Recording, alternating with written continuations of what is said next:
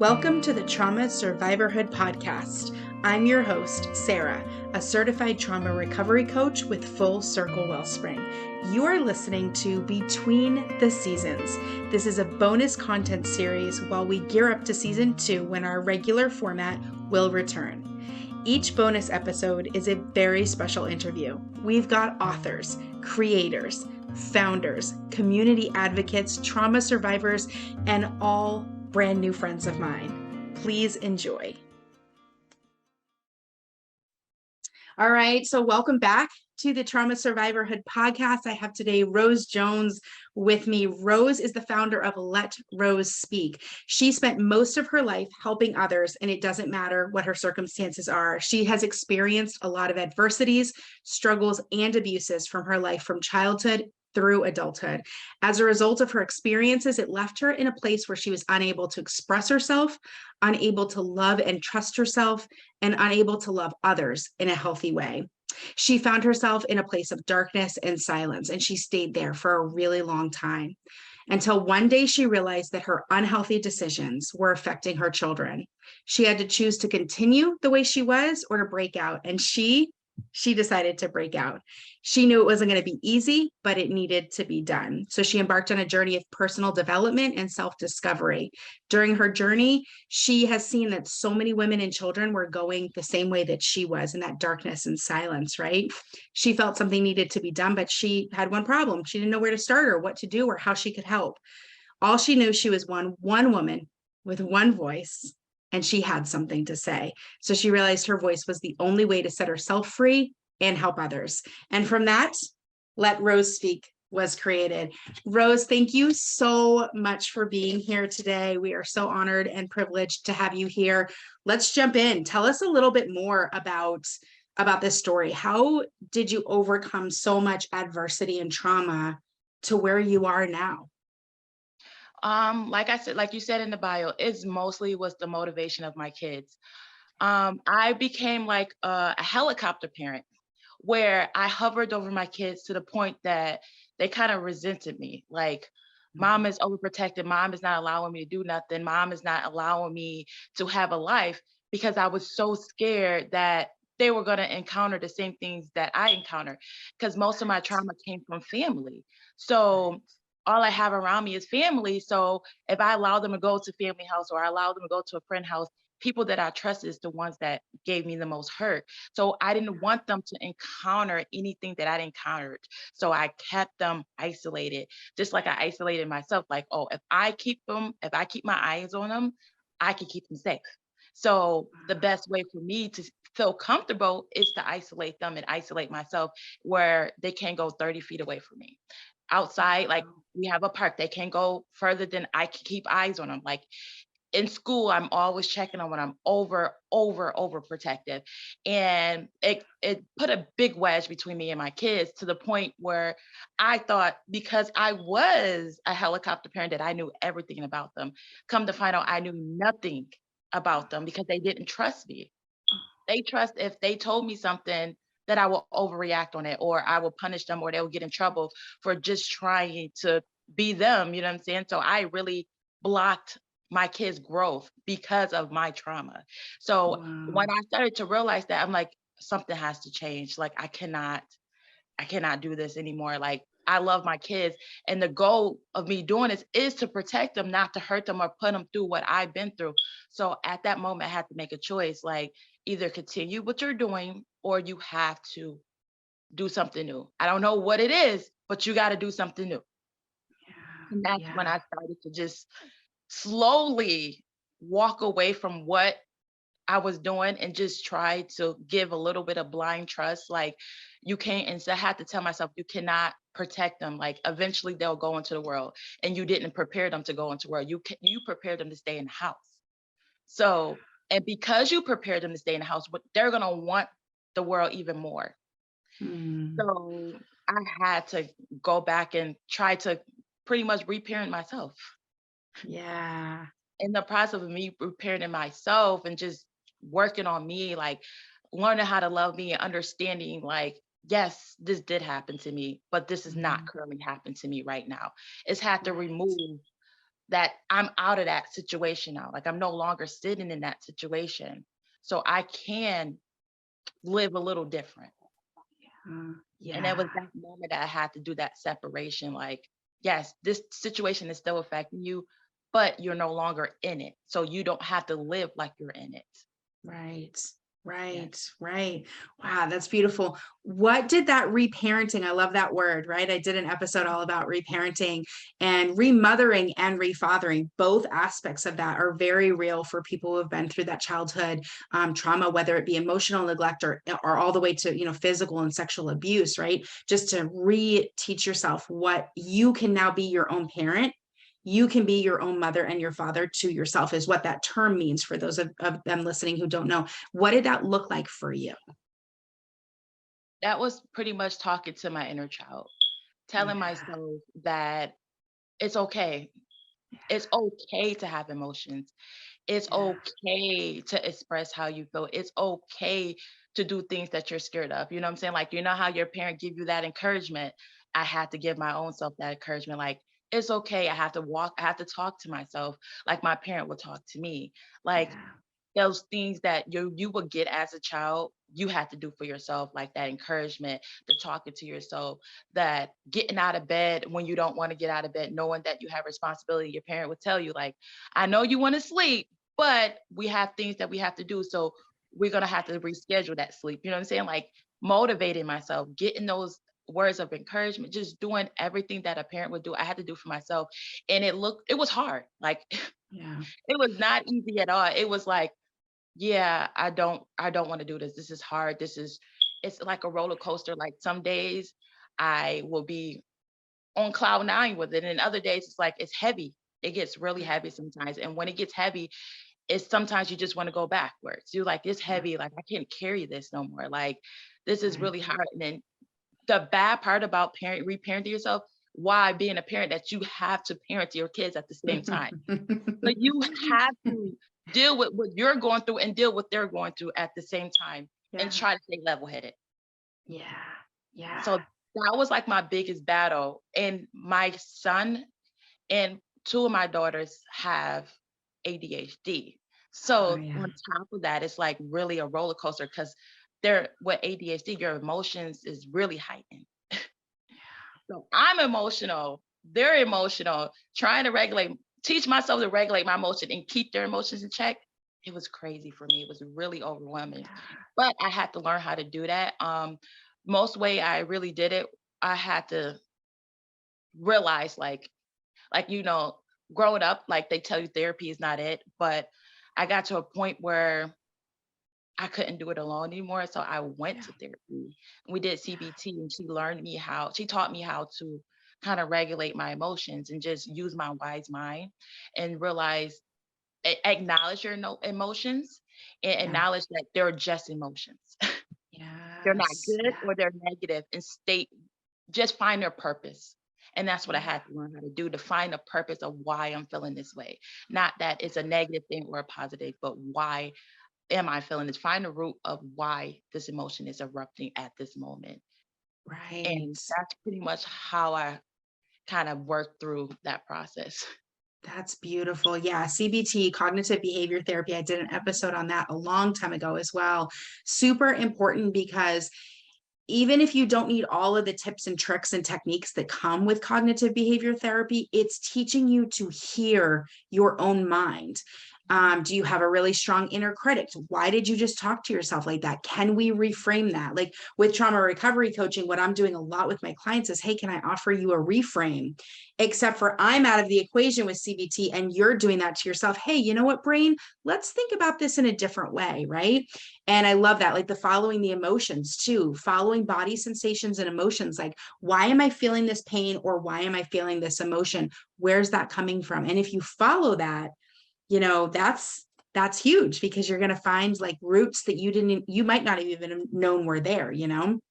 So that's beautiful. I love that. I really love it. So you talk a lot on your website about how you used to feel like crying was a really big weakness, right? In the beginning, as you were growing up, is probably something that you had learned, I imagine, in your childhood.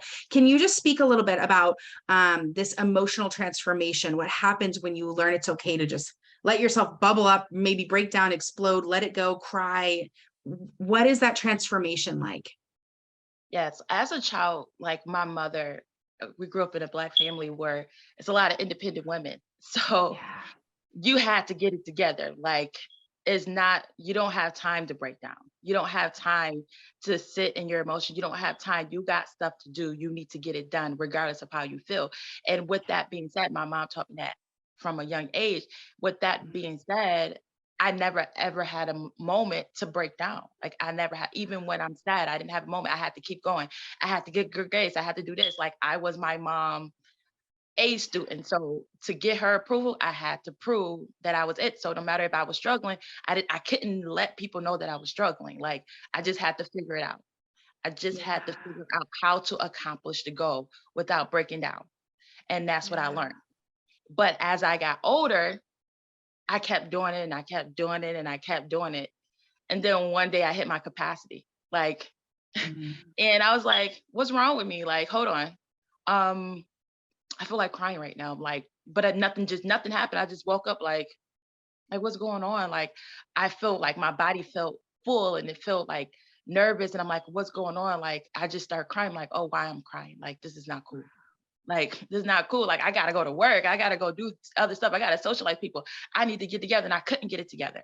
And I couldn't figure out Mm. why I was crying. Like, the door wouldn't open, I'll cry. Mm. Something, anything, like I'm walking, I'm 5 minutes late, I'm crying. Like, the kids didn't put their shoes on, I'm crying. Like, the car didn't turn on fast enough, I'm crying. Like, everything made me cry. And that's because I held it in so long that my body and my emotions couldn't take it anymore. And I just overflowed and I had to let it go. And at certain time that you could push it down there so much, it'll build up. It'll just all build up as you pushing and you're pushing down. Eventually it'll build on top of each other and then it'll reach its limit and you'll explode. So with that, I felt like after I did start crying and crying, I'm a fixer. So I had to fix it. So I had to figure out why I was crying.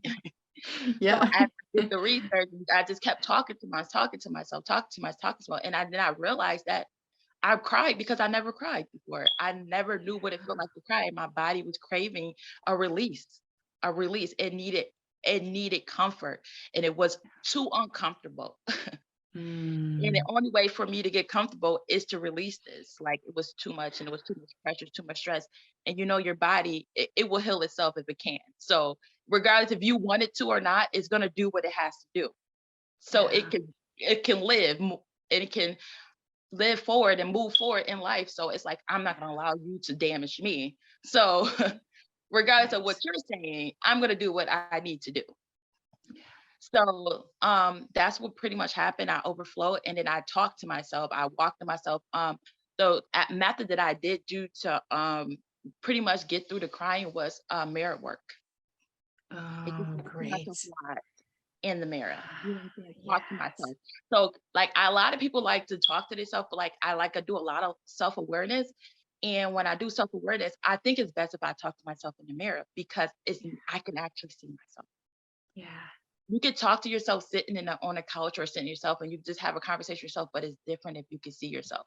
A lot of people like to have that conversation outside of the mirror because you don't have to look yourself in the eye. And I feel like if you look yourself in the eye, it's hard to lie to yourself. Mhm. Yeah. It's hard to hide. It's hard to Yeah. hide. Yeah. So I did that. I did a lot of mirror work. I did a lot of morning mirror work, a lot of meditation, and pretty much just saying a lot of affirmations and stuff like that and asking myself questions and answering them and things like that that helped me get through that. And then once I was able to get through that part, I learned to just express myself after that. Like, Yeah. no more hiding, no more hiding, no more letting it build up. If something bothers me in that moment, I will express it. I Yeah. will express it. I cannot no longer hold anything in anymore. Like, I have to let it out. Yeah. Yeah. Oh my goodness.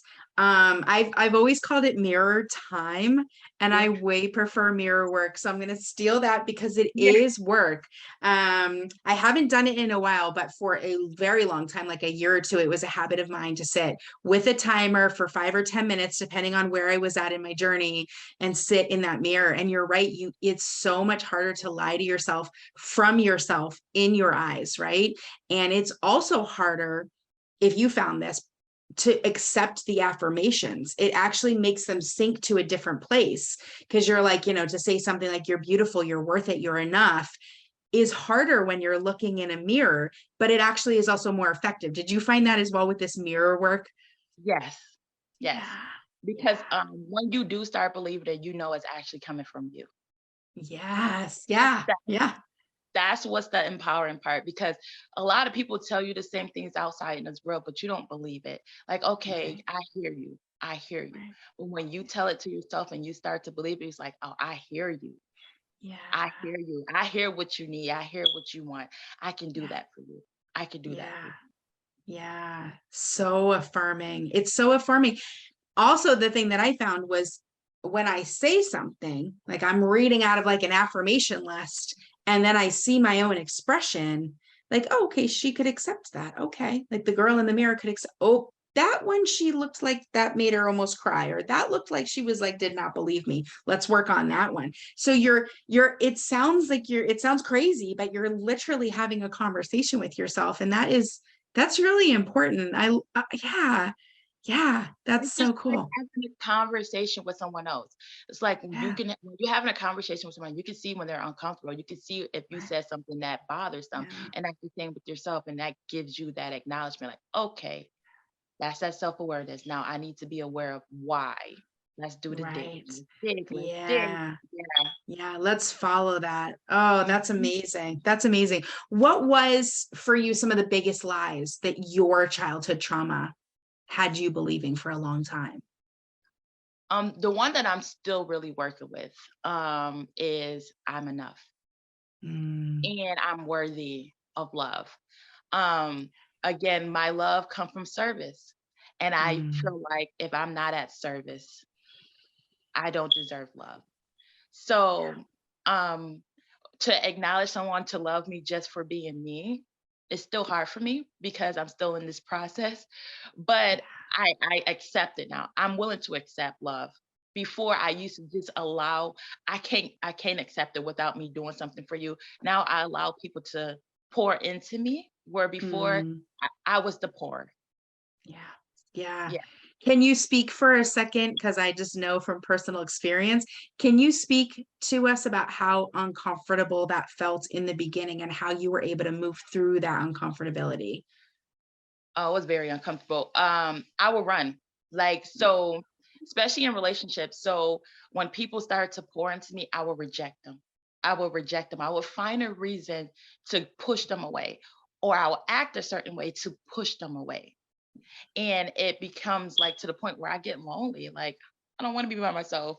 I'm locked in this room again by myself. I'm isolating myself again, and I don't want this feeling. So I have to be willing to allow them in. So I slowly took baby steps towards. So I would communicate that. We're like, well, Yeah. I am uncomfortable in this situation because of this, this, and that. And I feel like we should take baby steps. So just letting the other person in and Wow. allowing That's them huge. why you're acting this way. Like, please do not, like, I understand that, like, and that's the, not to go off topic, but like, that's the biggest thing I talk to people about that's in relationship with someone that has trauma is that you need to be in a relationship with somebody that's willing and able to support you in your healing process. Mm, Because yeah. if they're not, then it's gonna push you back because they have to understand that a lot of your actions and a lot of things that you're doing is not intentional. It's just Right. a way of you thinking that you're protecting yourself. Right. And you're just trying to protect yourself, and a lot of people don't understand it because they are getting hurt in the process, and you're not intentionally trying to hurt them, but Yeah. your actions is hurtful because they don't want to feel rejected, even though you're not intentionally trying to reject them. So Right. you have to be with somebody or be around people that's understanding not to take what your actions personal. So Yeah. with me communicating with that and telling like and asking them not to take what I'm saying or what I'm doing personal, it's just like if I reject you or if I'm pushing away, if I'm hiding, it's because I'm trying to find a way to protect me because I just don't know yet how to move forward in that area of my life.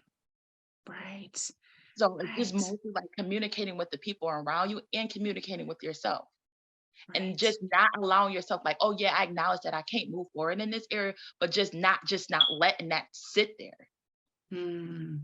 Finding baby steps so that you can move forward. I'm not taking, no, you don't have to take leaps, but you need to take little steps in the right direction so that you can remove that blockage or remove that trigger that is causing you to Yeah. reject people or reject certain situations. Yeah, that's beautiful.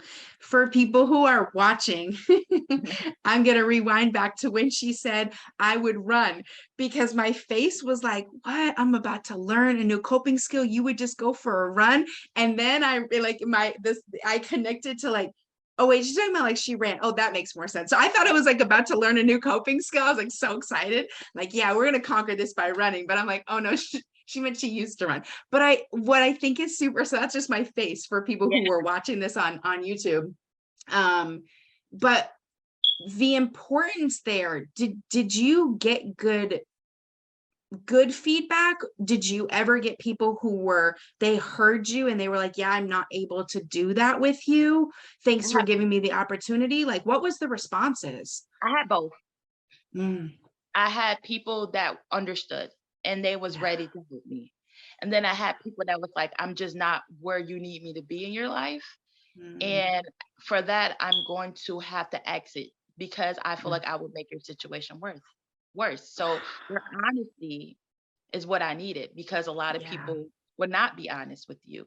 So and some people would just go along with it and make the situation work because some people, even though you're not giving people certain things, sometimes you are still feeding some needs of theirs. Yeah. So sometimes you're more beneficial to them, even though you're causing them some type of pain. So Mm, they will stay on the ride.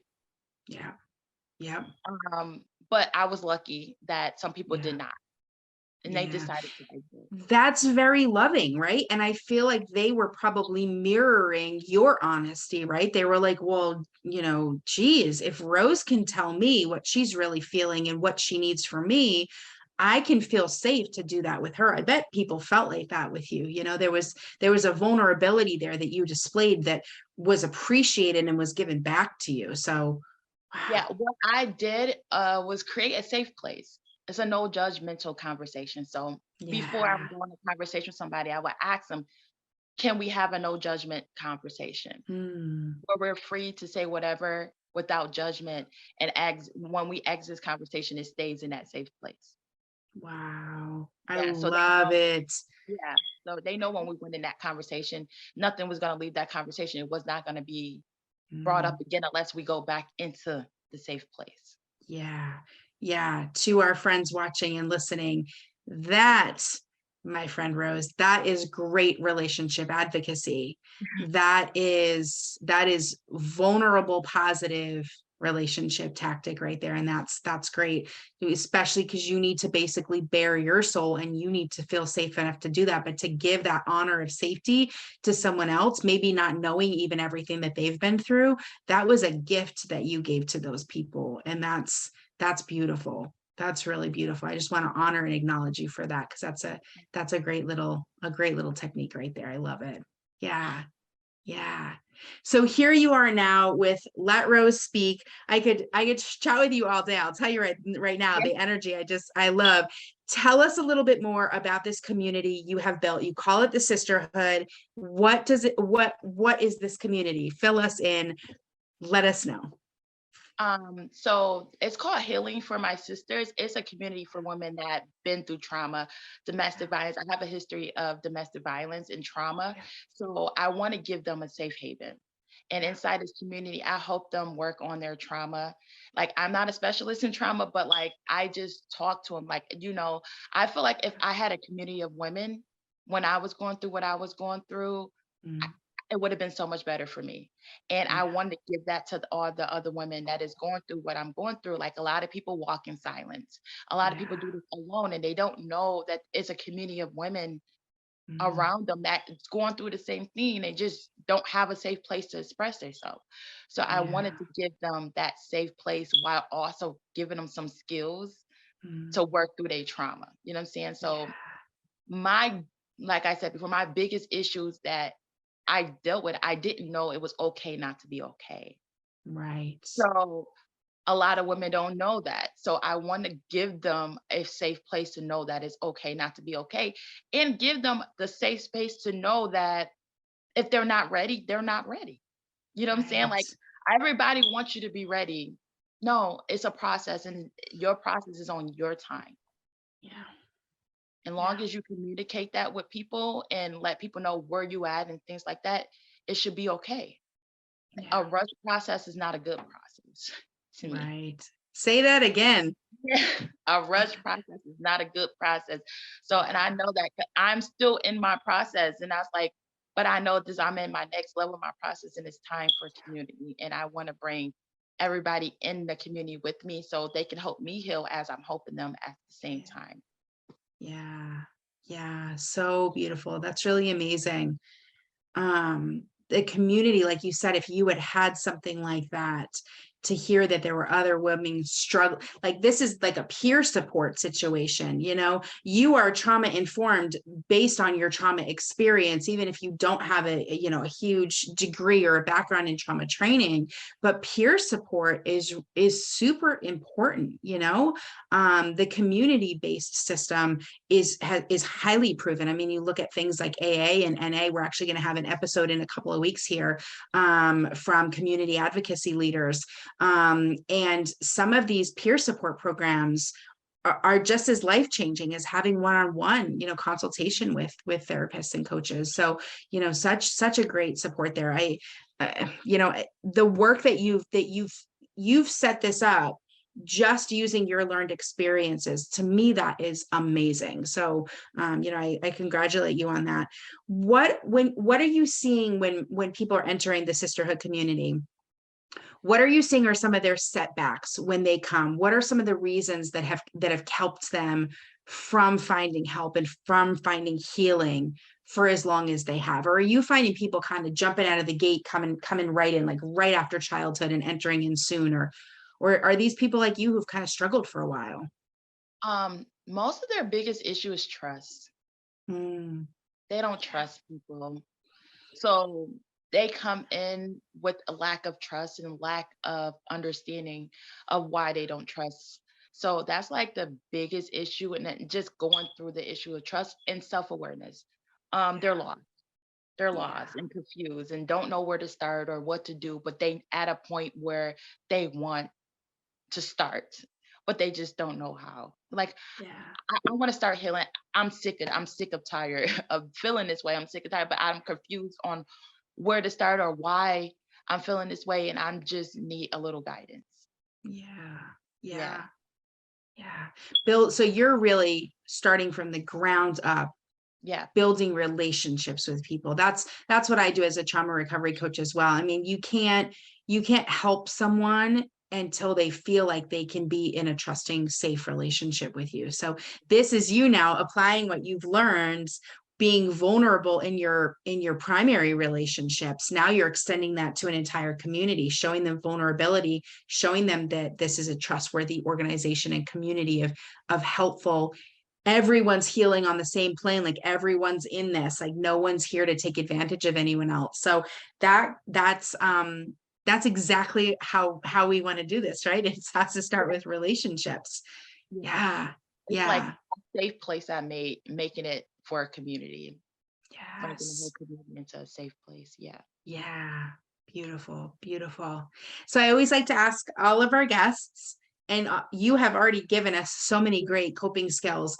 What were some of the most important resources for you in your personal journey when you were getting started, internally, externally? Obviously the mirror work and meditation sounds like you already had a lot of those things, but what do you think are some of the most important things that helped you?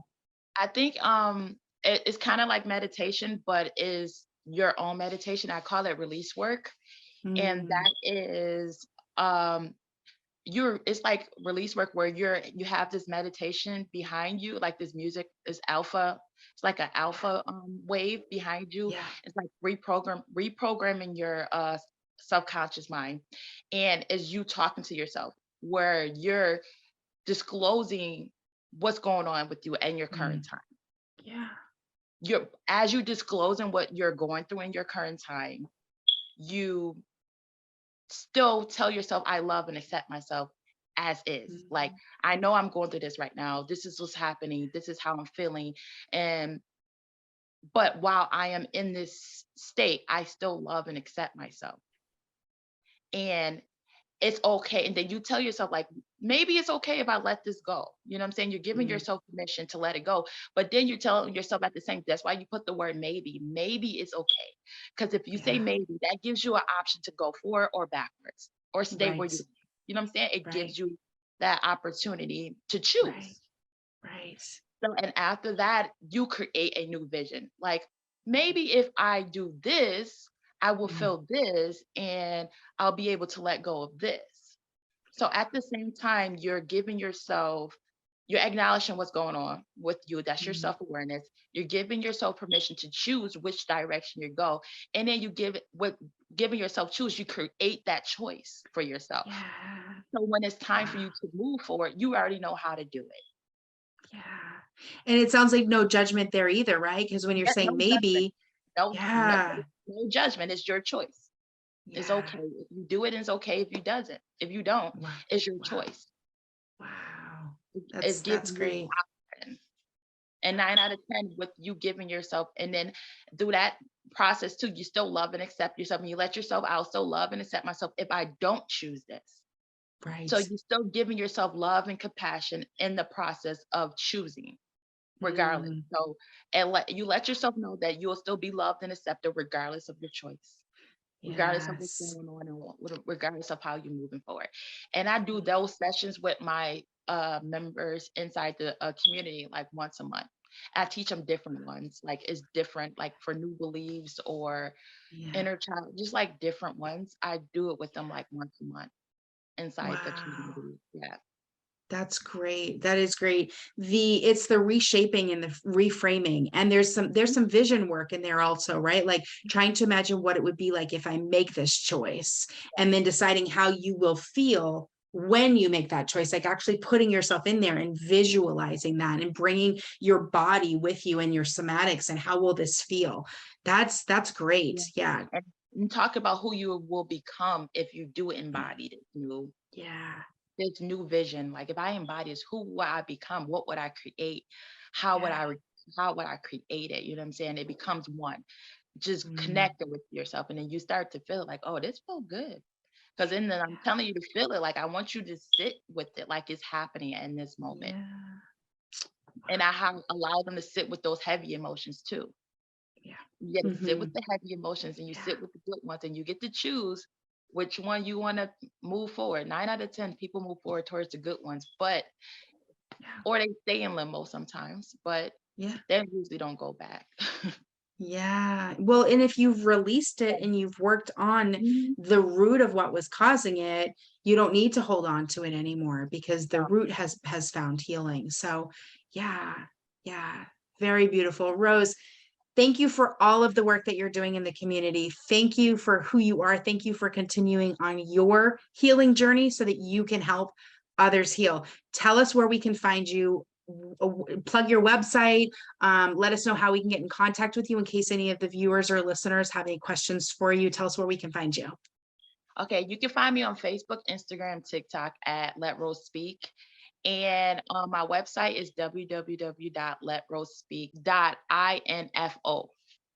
Excellent. Excellent. And I'm going to have all that linked up in the show notes also so people can click on it there and find you and reach out. And your community, you have like a monthly community. So there's a monthly fee and they can join inside of the community. And on your website there, you kind of lay out what they're getting with that monthly, do you call it like a subscription, like a package that they're getting? And they're joining the Sisterhood community.